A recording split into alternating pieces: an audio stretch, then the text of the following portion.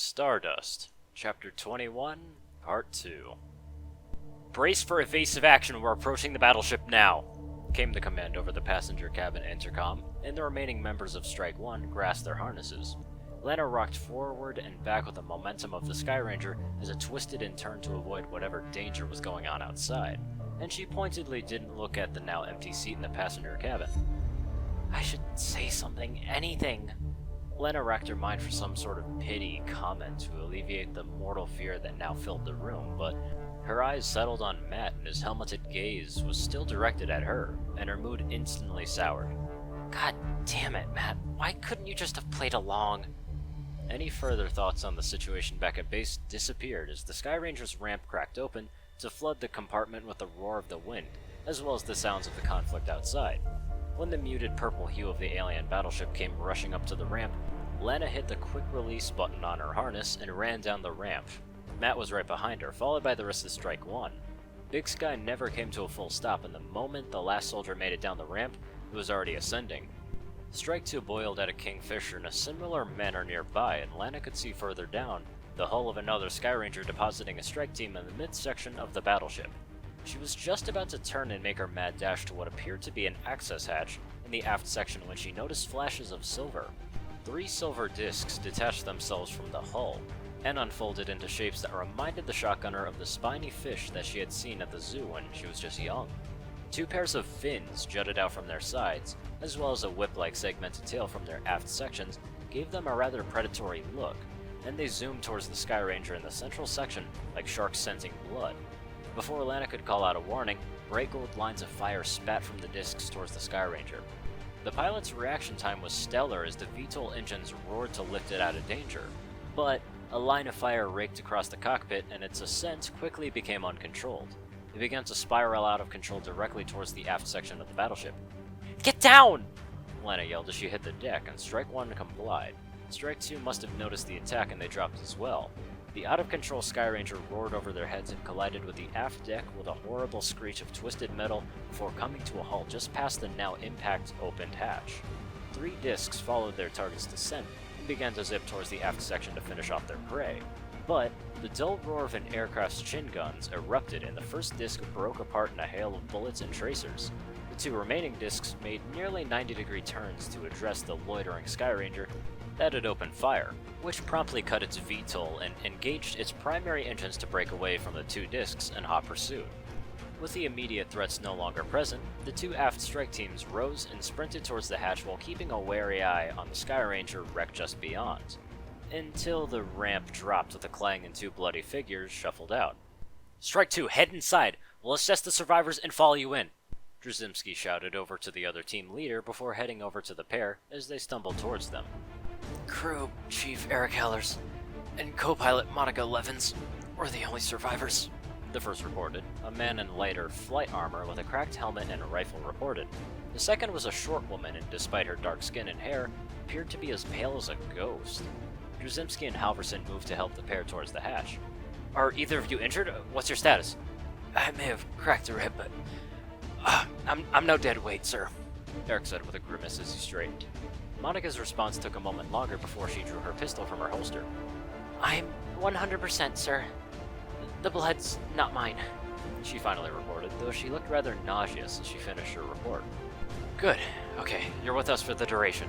It's not safe to leave you here, Drzymski told them both, and he didn't wait for their acknowledgement before starting his run back to the hatch. Command, Strike 1. We've linked up with the survivors from the crashed Skyranger, and we're moving up to link with Strike 2. Double time it, Lieutenant. Strike 2 is experiencing heavy resistance in the engine room. You heard the man. Shift it. The trail Strike 2 left for the other team to follow wasn't really subtle. Spent shell casings litter the corridors as well as the plasma-burned corpse of one of their soldiers and several bullet-riddled bodies of sectoids. Muzzle flashes could be seen further down the corridor, and Strike 1 picked up the pace with its 2 extra members in tow. Strike 2, Strike 1, we're approaching from your 6. What's your situation? Situation is fucked, came the not-so-welcome reply. Engine room layout is an outer elevated ring with what looks like consoles and controls in a lower level in the center of the room.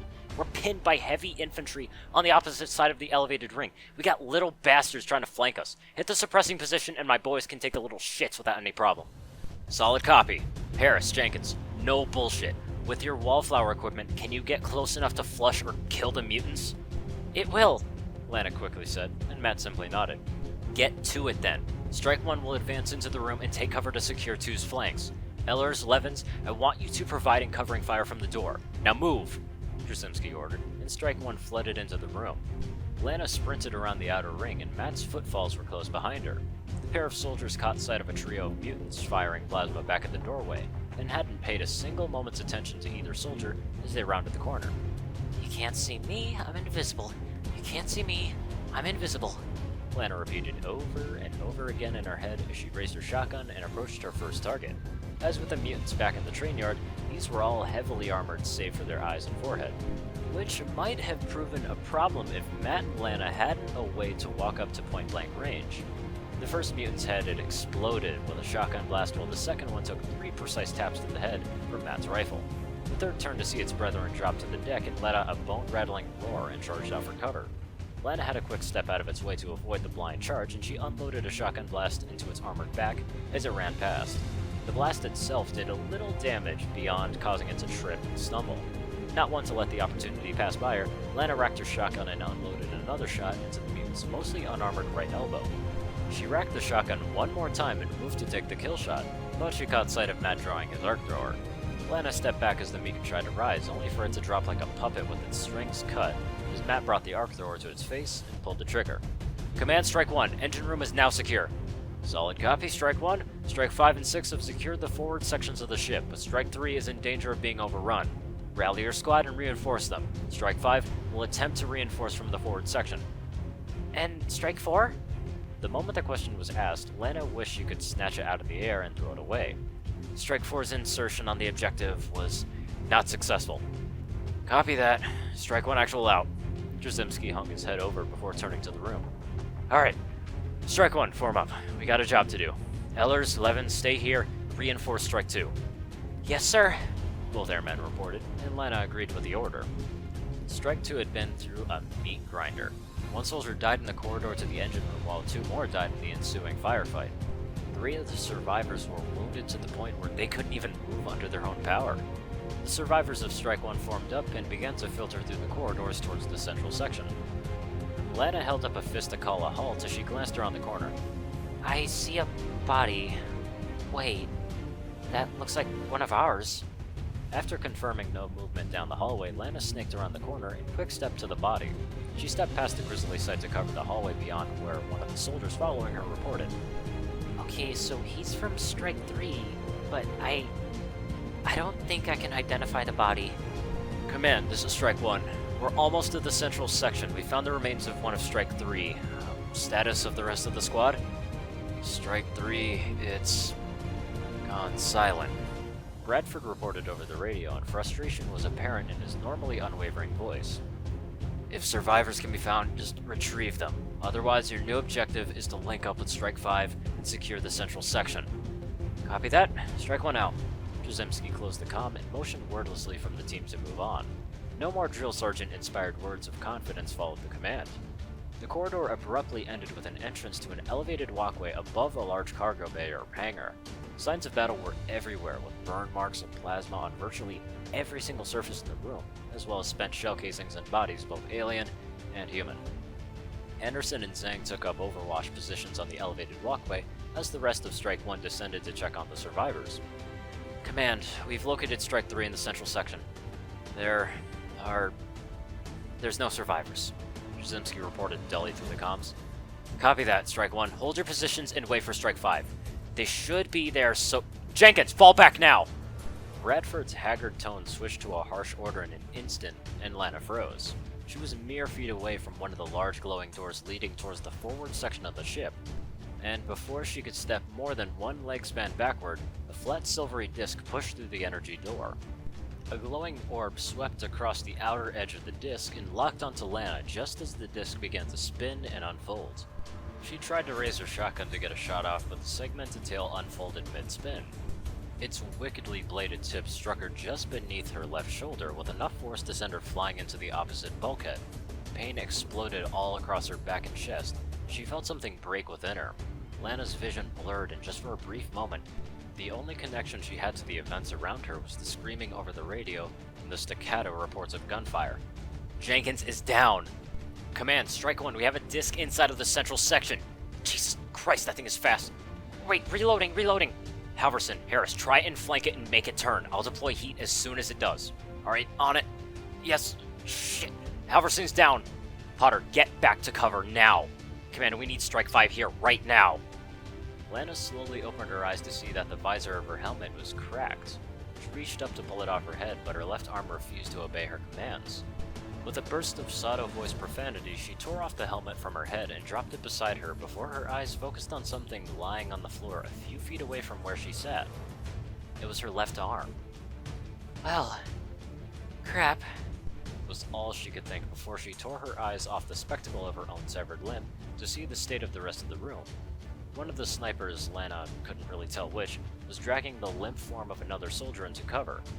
Potter's legs were a bloody mess, but he attempted to drag himself back into cover only to be shot in passing by the disc as it tracked its targets.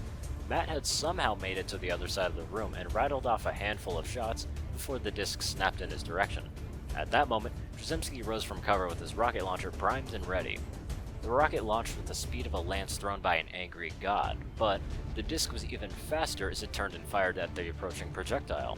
The rocket detonated into mid-air, and the disc emerged from the cloud of fire and debris to begin chewing up the lieutenant's cover as he ducked back down. Lana racked her mind for something to say as she shakily drew her pistol and started to aim. Comedy is defiance. It's a snort of contempt in the face of fear and anxiety. And it's the laughter that allows hope to creep back on the inhale. She remembered the quote from somewhere, and she thought it would be appropriate last words as her finger tightened on the trigger. Yet for all the eloquence of her thoughts, what she wheezed was somewhat less so. God damn alien frisbees. I suppose it was close enough. The one bullet pinged ineffectually off the side profile of the disc, but the reaction was immediate. The disc rotated to face her at ridiculous speeds with an audible hum. Time seemed to slow as she saw the inline barrels of the disc's weapons turn to face her, and a rocket connected squarely with the now exposed profile of the disc. What was left of the disc spun to the opposite corner of the hangar where it sputtered, twitched, and then died. New shapes, familiar shapes appeared in the hangar. Lana let the pistol drop to the deck and she let out a sigh. My only regret is not getting to beat the shit out of Harris, she thought with a smirk. Why didn't you just play along? She closed her eyes and willed the pain to just go away. Operation Gangplank complete. Alien craft, scout, destroyed. 4 total. Alien craft, battleship, captured. XCOM facility location secure. Attack on civilian population averted. Strike 1 reports 4 KIA, 1 WIA. Strike 2 reports 3 KIA, 4 WIA. Strike 3, no survivors, 8 KIA. Strike 4, no survivors, 8 KIA. Strike 5 reports 1 KIA, 3 WIA. Strike 6 reports 0 KIA, 2 WIA. Skull Squadron reports 3 interceptors undamaged, 1 destroyed, 1 damaged, 0 pilot casualties. Diamond Squadron reports 4 interceptors undamaged, 1 destroyed, 1 damaged, 1 pilot casualty. Ghost Squadron reports 2 interceptors undamaged, 2 destroyed, 2 damaged, 2 pilot casualties. Sky Ranger Big Sky light damage, no crew casualties. Sky Ranger Kingfisher, no damage, no crew casualties. Sky Ranger Domino destroyed, 4 crew casualties. Sky Ranger Ominous destroyed, 2 crew casualties. Sky Ranger Harbinger, no damage, no crew casualties. Sky Ranger Crimson, light damage, no crew casualties. Recovery Team Inventory, documented by Lieutenant Trzymski. Plasma Rifle, 1 total. Mutant Live Capture, 1 total. Plasma Weapon Fragments. Sectoid Corpses, 62 total. Mutant Corpses, 20 total. Thin Man Corpses, 6 total. Cyberdisc Rex, 12 total. Delirium, 1,000 kilograms plus. UFO Electronics, various. UFO Power Sources, 10 total. UFO Fusion Weapons, 2 total. Operation Evaluation, acceptable.